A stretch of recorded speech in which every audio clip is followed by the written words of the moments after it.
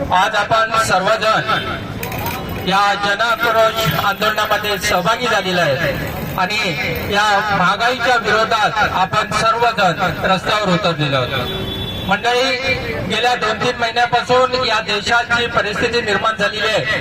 ती जर आपण पाहिली तर देश आपला आज कोणत्या परिस्थितीतून चाललेला आहे आणि कोणत्या दिशेने चाललेला आहे याचा आपल्याला दर्शन होते। परंतु काही अंधभक्त आहेत ते आज सोशल मीडियावर पाहिलं आणि सर्व मोबाईल वरती पाहिलं की ह्या भाजप सरकारची, मोदी सरकारची वाहवा करत असतात। परंतु आज या देशामधला जो तरुण वर्ग आहे, इथला जो उद्योजक आहे, इथली जी जनता आहे, त्यांना विचारा की आज देशामध्ये जी परिस्थिती निर्माण झालेली आहे या परिस्थितीला जबाबदार कोण आहे। मंडळी, देशामध्ये आज आपल्या इंधन वाढ झाली। आज एखादी देशामध्ये युद्धजन्य परिस्थिती असताना, युद्ध होत असताना आपल्या देशामध्ये पेट्रोल डिझेलची दरवाढ झाली। मंडळी, जर आपण जर ह्या पेट्रोल कंपन्या आहेत, ह्या ज्या तेल कंपन्या आहेत, यांचा जर रिपोर्ट पाहिला तर आपल्या देशातल्या सगळ्यात ज्यांना प्रॉफिट होतं, जास्त प्रॉफिट होतं, त्या अशा ह्या ऑइल कंपन्याच आहेत। आणि तरीही ह्या आपल्या देशातल्या पंतप्रधानांनी या डिझेल आणि पेट्रोलवरती दरवाढ केली आणि ही दरवाढ म्हणजे एवढी भयानक आहे। मंडळी, भविष्य काळात आपल्या ह्या ज्या 2 व्हीलर आहेत, 4 व्हीलर आहेत, या आपल्याला घरी ठेवून बाहेर पडावं लागणार आहे। आज देशावरती जी परिस्थिती निर्माण झालेली आहे याला जबाबदार कोण आहे? फक्त दरवाढ झाली, पेट्रोल वाढलं, डिझेल वाढलं, याचा अर्थ ते तेवढ्या पुरतं मर्यादित नाही राहील। जर पेट्रोल आणि डिझेलचे दर वाढतात तेव्हा सर्वसामान्य माणसाला ज्या मूलभूत ज्या गरजा आहेत त्या सर्व गोष्टी महाग होत असतात। मग ते भाजीपाला असो, कडधान्य असो, सगळ्या गोष्टीवरती त्याचा परिणाम होत असतो।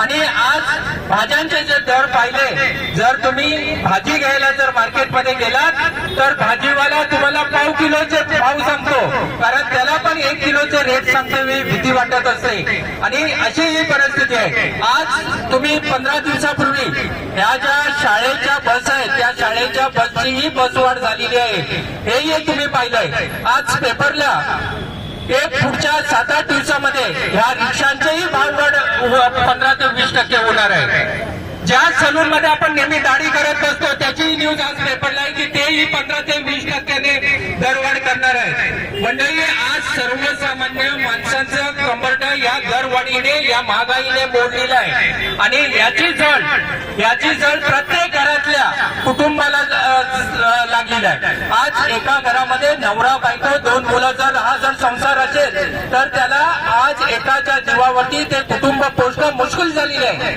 आणि ही सर्व परिस्थिती जर कोणामुळे असेल तर या आपल्या केंद्र शासनाच्या निर्णयामुळे। देशात एका साईडला महागाई वाढते, एका साईडला भ्रष्टाचारही तेवढ्याच मोठ्यानं चाललेला आहे। हा भ्रष्टाचार तर एवढा आहे की तलाठी ऑफिस सर्कल पासून चालू होतो तो कलेक्टर ऑफिस पर्यंत पोहोचतो आणि तिथून चालू होतो तो मंत्रालयापर्यंत पोहोचतो। आज न्याय व्यवस्था बघितली आपली देशातली, ती अगदी प्रांतापासून कलेक्टर पासून कुठेही न्यायालयाचा माणसाला, सर्वसामान्य माणसाला न्याय हा भेटतच नाही। सर्वसामान्य माणूस जो आहे हा त्याची बाजू बरोबर असून सुद्धा न्यायासाठी तो भीक मागत असतो आणि कोर्टाच्या पायऱ्या झिजवत असतो, तरीही तो वर्षानुवर्ष त्याला न्याय भेटत नाही। आज तुम्ही कोणताही छोटं काम या सरकारी ऑफिसमध्ये जावा, गव्हर्नमेंटच्या ऑफिसमध्ये जावा, परंतु तुम्हाला पैसे मोजल्याशिवाय तिथे तुमचं काम होतच नाही। साधा तुम्ही रेस्टिंग मध्ये नाव चढवायला जावा किंवा नाव कमी करायला जावा, परंतु तिथे सुद्धा पैसे मोजल्याशिवाय तिथे त्याचं काम होत नाही। आज आपल्याला ज्यावेळी 10 वर्षापूर्वी मोदी साहेबांना जेव्हा आपण निवडून दिलं त्यावेळी मोठ्या अपेक्षा होत्या लोकांच्या, परंतु मोदी सरकारला माहीत पडलेलं आहे। कारण काय आहे की गेल्या 10 वर्षात सोशल मीडिया, मोबाईलवरून एवढी वाढलेली आहे की जरा काही झालं की सोशल मीडियावरती त्या बातम्या द्यायच्या आणि नागरिकांचं, इथल्या जनतेचं लक्ष ते एका साईडला करायचं आणि मुख्य मुद्दा जो असतो त्याच्याकडे दुर्लक्ष करायचं। आणि त्याचमुळे ह्या देशातला नागरिक पूर्ण भंडार चाललेला आहे।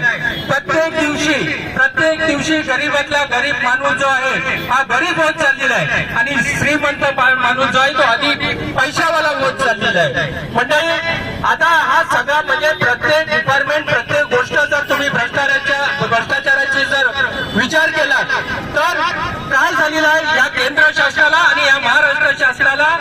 आपण गेल्या 3 निवडणुका पाहिल्या की त्या निवडणुकीमध्ये जर सर्वसामान्य जर एखादा कार्यकर्ता पदाधिकारी जर निवडणुकीला उभा राहिला तर तो निवडून येऊ शकत नाही. काल झालेल्या विधान परिषदेच्या निवडणुकाचाच तुम्ही उदाहरण द्या.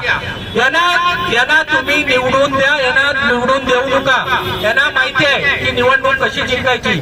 त्यांना माहिती आहे तुमच्या जनतेच्या त्यांना मताची जरूर नाहीये. ते त्यांच्या पद्धतीने त्यांच्या मशीनच्या माध्यमातून निवडून येतात. त्याच्यामुळे जनतेवरती कितीही तुम्ही दरवाढ लावा, कितीही काही करा, त्यांना सरकारला त्या गोष्टीचा फरक पडत नाही. काल झालेल्या विधान परिषदेच्या निवडणुका लक्षात घ्या.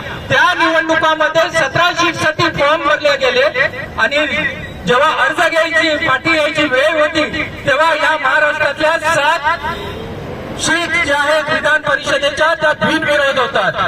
खरं म्हणजे तेव्हा ही जी लोकशाही आपल्याला जी भेटलेली आहे ही लोकशाही आपल्याला त्रासदायक ठरते.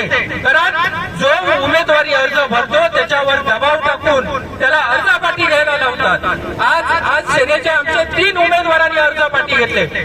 उमेदवारी अर्ज भरल्या त्यांच्या साखर कारखान्याला नोटीस, त्यांच्या अनाधिकृत बांधकामाला नोटीस असं देऊन त्यांना ब्लॅकमेलिंग केलं जातं. म्हणजे पुढच्या काही दिवसामध्ये निवडणूक ही जी व्यवस्था आहे ही व्यवस्था पुढच्या काळामध्ये अस्तित्वात राहणार नाही. आणि मोदी सरकार जर अस्तित्वात राहिलं तर भविष्यात लोकशाही ही जी बाबासाहेब आंबेडकरांनी दिलेली आपल्याला जी घटना आहे, राज्यघटना आहे, ही जी आपल्या घटनेच्या आधारावर आपला देश चालतो ही घटनाच मोडीत काढण्याचं काम या केंद्र शासनाने केलेलं आहे. आणि त्याचमुळे हे सरकार हे गब्बर झालेलं आहे. तुमच्या याचे जे हाल आहे त्याला त्याचं काही नाही आहे. कारण ते पोलीस बळ असो कोणत्याही बळाचा वापर करून त्यांचं जे ध्येय आहे ते साध्य करत असतात. म्हणून मंडळी येणाऱ्या काळामध्ये तुम्ही खरोखर आपण घरातून जेव्हा बाहेर पडतो तेव्हा बारीक सारीक गोष्टीवरती लक्ष असणं जरूर आहे. तुम्ही जेव्हा दुकानात जाता प्रत्येक गोष्ट महाग झालेली आहे. हो आज तुम्ही दूध घ्यायला जा, आपण काय करतो की आपल्याला फक्त वस्तू मागायची सवय असते आणि त्याच्या दुकानदाराकडे 100 रुपये देतो. त्या दुकानदाराने किती रेट लावलेला आहे, त्याने आपल्याला किती पैसे परत दिलेले हे बघत नाही. आणि त्याच्यामुळे सर्वसामान्य माणूस ही छोटी मोठी जी छुपीची दरवाढ ही सर्वसामान्य माणसाच्या लक्षात येत नाही. आणि हे सगळी जी परिस्थिती आज हे झालेली आहे हे अतिशय गंभीर आहे.